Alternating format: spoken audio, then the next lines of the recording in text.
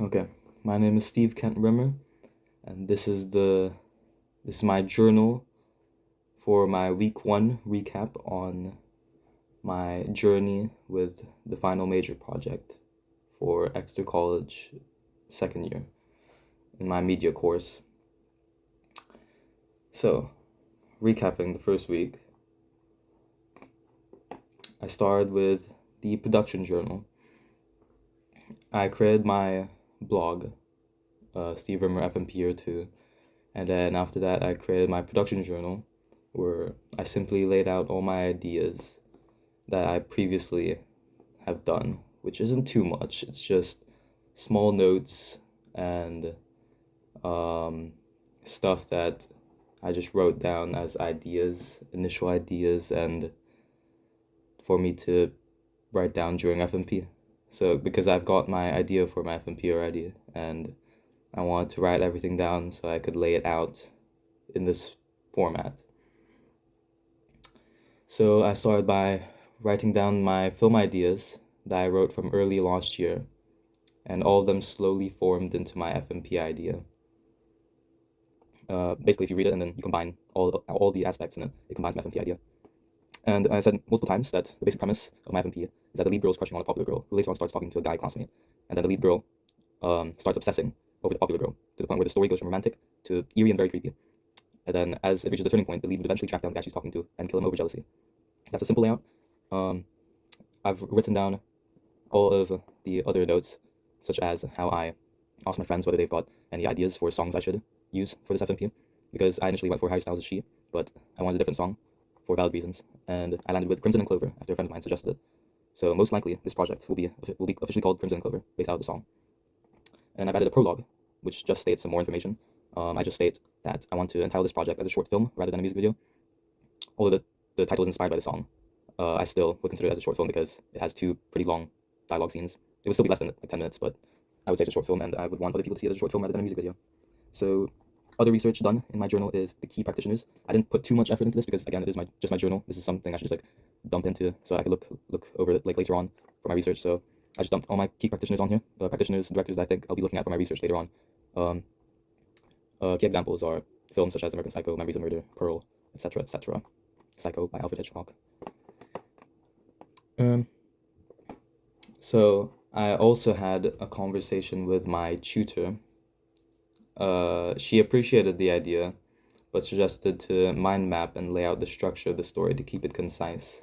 And I do very much agree with that. I will be mind mapping and laying out the structure soon as another form of my research, because it does count as pre-production planning, but it's also like I need it for my research so I could know exactly what I'll be researching in terms of narrative. But yeah, she agreed that it should be labeled as a short film and not a music video due to the focus of the storyline. I also asked her about how heavy gore can be in my project, and she told me to research the limits of a 15 rated film and an 18 rated film. Going into this project, I didn't really know the clear difference between a 15 rated and an 18 rated film. I didn't know what would be the boundaries of a 15 rated film. I just thought my project would get to the 18 rated film limit due to how gory and bloody I was planning for it to be.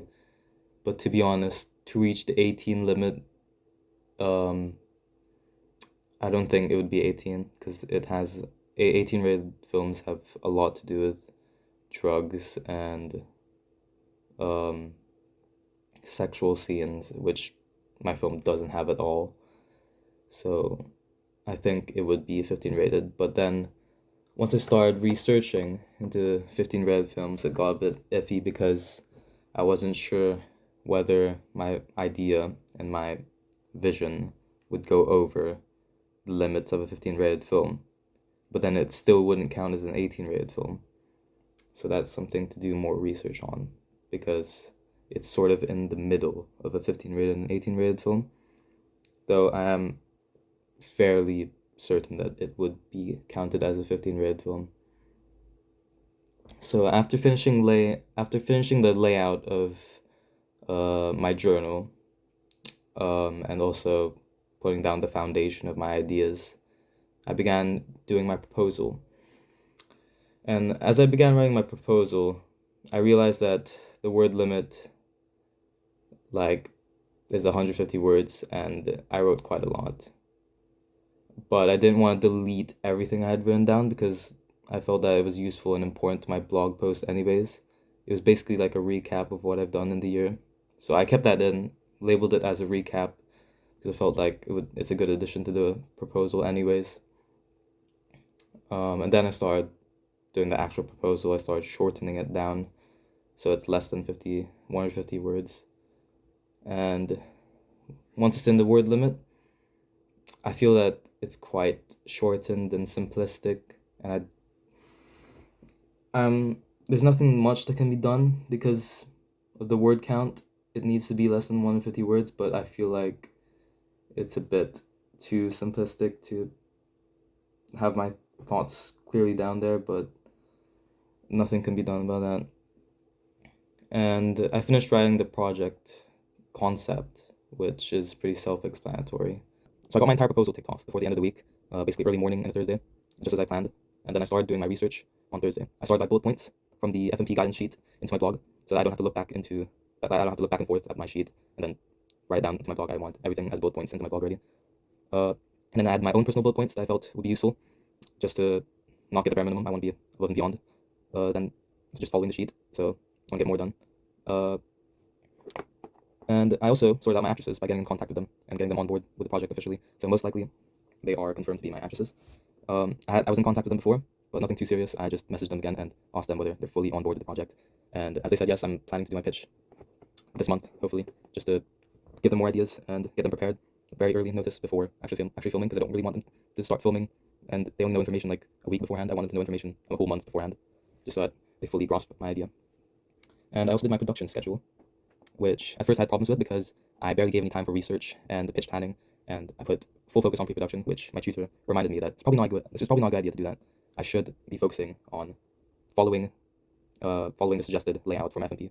I should put more time into pre-production. I should put more time into research and pitch. They should all have equal amount of time. Nothing should be more than the other, and I shouldn't basically get ambitious and ahead of myself. There's no need to rush, because if I want to get a distinction, I'd have to get a distinction in every section.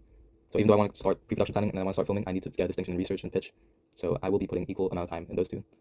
So I updated my schedule and I gave more time to them.